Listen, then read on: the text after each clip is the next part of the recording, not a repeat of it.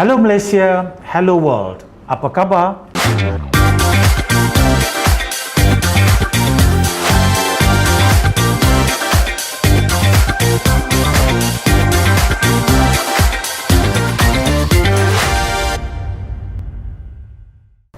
Welcome to another ECM Talk program with topic How to Swim Without a Pool. I'm Raja Shahrul, your host. Everyone wants to be an Olympic swimmer like Michael Phelps or Ian Thorpe. But luckily, you don't have to be an Olympic swimmer to benefit from the sport. People of all ages, from all backgrounds and with various levels of experience can benefit from swimming. Swimming is one of the few sports you can do from a young age and all the way up into your 90s and beyond. Swimming is very much a social sport. Swimmers of all ages can take classes together, train together, or work with a swimming instructor. But learning to swim without a pool, this I get to find out. And talking from the topic is something different. Anyway, let us hear from the man himself who will tell us more about our topic for today. I have here with me Mr. E.J. Yeap, or better known as EJ, the founder of Swimming 12, the Swimming Academy.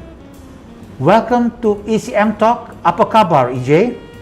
And good morning, Raja Shahrul. Thanks for having me. Good to have you on our program, EJ. We're happy to be here. Alright, maybe let me start, EJ. Perhaps you can share with us a little bit about yourself and about your academy. Basically, I run a swimming school. It's called Swim in 12. It stands for Learn to Swim in 12 hours guaranteed. So if you cannot get it in 12 hours, we keep teaching for free until you can swim. So we've been running this academy for about 12 years already. And what got me started was I noticed when I was starting in, there's a lot of coaches who are focusing more on building national swimmers and trying to get the fastest swimmers. Then there's a lot of students who learn for a long time, still cannot get it, they're usually neglected. And that's where I want to focus more on those who are slow learners, those who are extremely afraid of water. I didn't know, actually a lot of adults who couldn't swim as well. So eventually that became my niche for the past 12 years, helping those extremely afraid of water. Interesting. Now, what motivates you to pioneer this academy, EJ? When I was teaching, I had a few students that have been learning for many months, 6 to 8 months, still they're not let go of the board.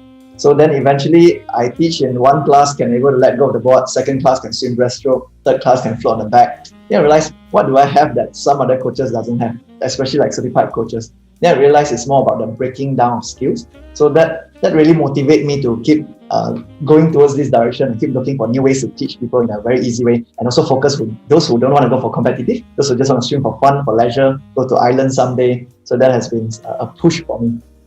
Right. And yourself personally, EJ, were you yourself a swimmer, or do you participate in one of the international event competition?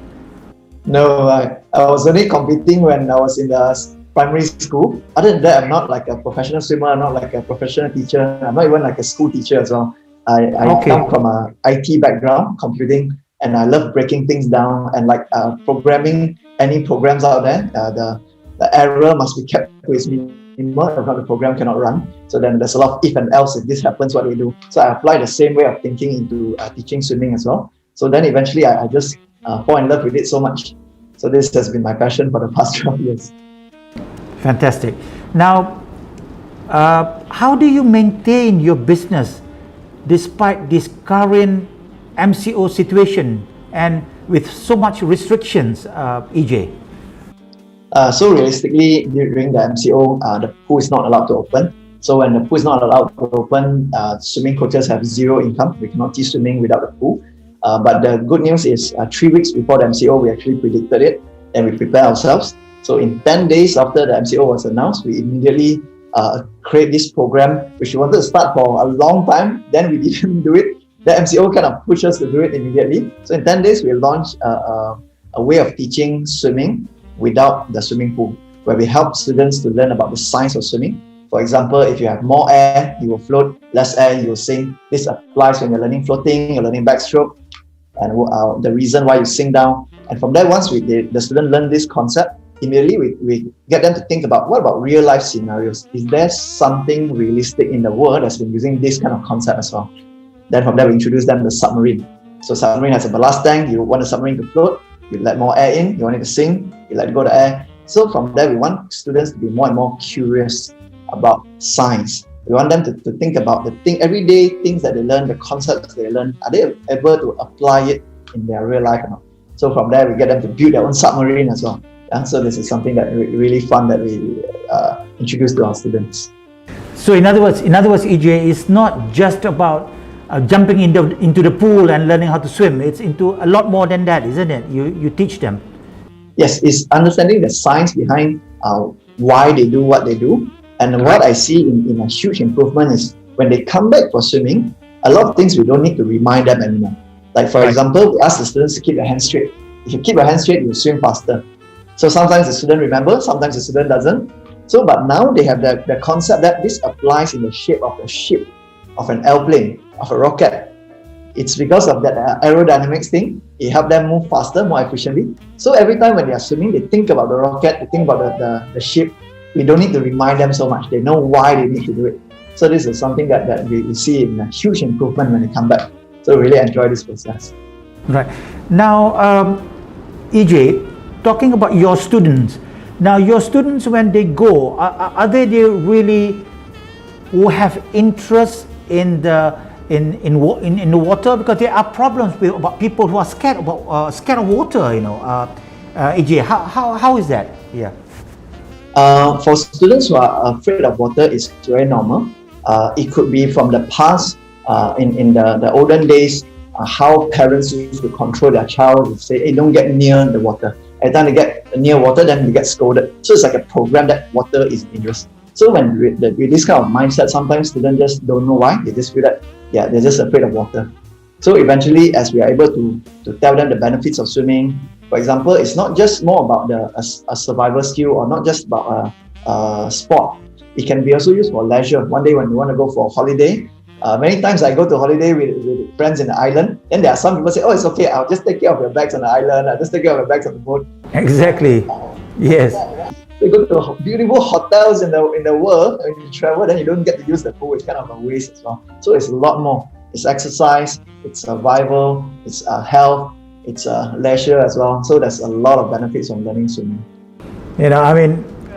Everybody has this thing about liking to have a swimming pool either in the house or in the condo, but it's not about they themselves really going into the water themselves.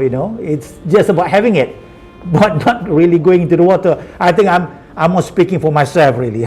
Anyway, what are the basic swimming skills or survival skills that everyone needs to learn? EJ, maybe you can share with us. I think one of the most common mistakes is you really ask somebody, how's your English skills? Most people will say, oh, very good, my English is very good, right? But the degree of how good it is varies. So the same for swimming. Sometimes people will come to me and say, hey, I already know how to swim, I just want to learn a little bit. So when we ask them to show what is able to swim, some people swim just 10 meters, then get really tired already, they're panting. Right. So to me, what's swimming is at least you're able to swim a long distance, but you're not panting. Swimming should be like walking. Like when you travel overseas, you can walk for a long time, you feel tired, but you can keep walking. It's not like running, you run a little bit, then cannot go on anymore, right? So swimming should be a relaxing thing to do. So basic, at least you're able to swim 50 meters or 100 meters in a very relaxing way, not tired. Then second, you're able to not be afraid of deep water. So if your leg cannot touch the floor, you understand what are your backup plans, what can you do? So in case you cannot touch the floor, you're still able to survive. Then you can go into learning how to float on your back. So one day, let's say you're surrounded at sea, if you don't have anything to hold on, you can always float on your back to relax. Then you can learn some contingency plan. Let's say when your leg is injured, both your legs are cramped, how do you swim with only your hands? If your hands is injured, how do you swim only with your legs? And the beauty is anybody can do it. Even somebody is like 50, 60, 80 years old, you can do it. Because the beauty of water is you don't need a lot of strength, you don't need a lot of stamina to do it. It's all about techniques. When you get the right techniques, you can survive very, very easily. Right. So in other words, EJ, if people who are not familiar about swimming or not liking water, you can always teach them psychologically to accept that it is fun, it is safe, and it is a good exercise kind of thing. Would you do that? You teach them that way too, isn't it? Yeah. Swimming is very easy to teach. It's in fact a lot of things in our mind when we're not exposed to it. We feel that it's either we are born with it or we're not born with it. Exactly. Like singing, like a backflip. At 31 years old, I learned how to do a backflip for the first time. It's something that I feel, this is for young people. Only when you're before 20 years old, you learn it. Once you're too old, it's hard. In fact, it's all about having the right teacher. Teacher, someone who can break it down step by step. They know the timing on when to push you, when to hold back. So with that good teacher, you can learn almost anything nowadays. So I feel that having a good teacher is really important. It's not about showing off on how fast I can swim. It's all about how I convey that message to you in a very easy to understand way, in a very step by step that you enjoy the process. So I like those days when I learned swimming, right, I was thrown in the pool, then I was like struggling. Then the teacher was like, you got to survive. If you don't survive, then you'll drown. So I learned being thrown in the pool to survive. So that's a pretty traumatic way of learning. So that's the old school way. Nowadays it's very easy. Now it's all about breaking down the step by step. Eventually, when you understand why things work, you don't really need to be motivated. You are the one to tell the teacher, hey, I want to go deeper, I want to go further. You will be self-motivated. So with the right teacher, the teacher can actually activate that. But you, as you said, EJ, about having someone who is scared of the water or who just doesn't like swimming, having them to push them into the water and make them learn the hard way, is this something that you would encourage? Pushing them in the water, no. Those are old days because when there's not enough way to teach. You just throw them in and get them to survive. It's either you survive or you don't.